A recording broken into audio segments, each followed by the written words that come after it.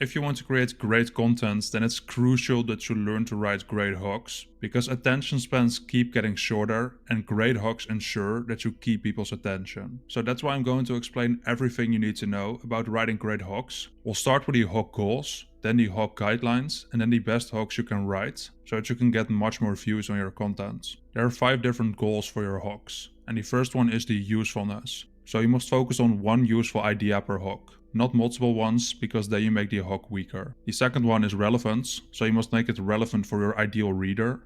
If you don't do that, then you'll attract the wrong readers, and the right readers won't understand why it's beneficial for them. The third one is awareness. It needs to be something that your ideal reader is aware of, because even if you're targeting the right reader, they're not always aware of the things they need to do to achieve the things that they want to achieve. So you need to use language that targets the level of awareness that they currently have. The fourth one is emotions. So if you can spike an emotion like curiosity, excitement, or fear, then you'll instantly hook people in because they want to find out what's next. And the fifth goal is results. If you can highlight benefits that they get if they read your content, then they'll be much more likely to read it because they see what's in it for them. Because people don't care about your content, but they care about what they can get from your content. So you need to make that clear. If you want to simplify hooks, then it just comes down to this.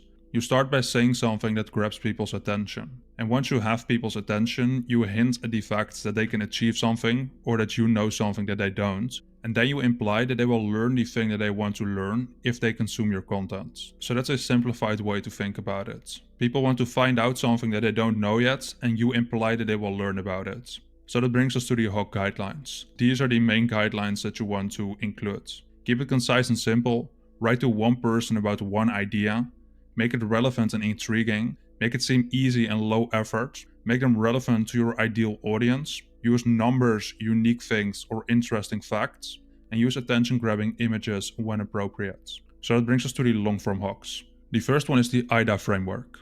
With the AIDA Framework, you start with grabbing attention. So I did that here with a controversial statement. Denko is overrated, his strategies don't work. A lot of people, including me, really like Denko, so this instantly triggers an emotion and makes people curious to find out more. Then I created interest by turning it around. So I made an intentional error here of not including the right punctuation, and because of that it became a lot more intriguing. And then I created desire by saying I took his course and it transformed my writing.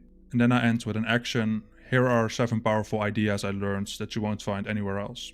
So this is a simple way in which you can grab attention and then set it up for something that they'll learn. The second one is the BAB Framework, and this one is a little bit simpler. You start off with a problem. So I say, do you eat within 1 hour of waking up? And this question kind of implies that there's something wrong with that. Then I agitate it, so this is kind of twisting the knife, making them more aware of the pain points related to the problem. So in this case, you're ruining your productivity if you do this. And then I imply that I have a solution. So here's why delaying breakfast will change your life. And then I explain that in the tweets below this. That brings us to the BAB framework, and this is great for showing transformations. So you start with the before. In my case, I hit rock bottom. These things all went wrong. So today I have all of these things that are going right. And then you give the bridge. So this creates a curiosity gap that we talked about. I say I was here, now I'm here.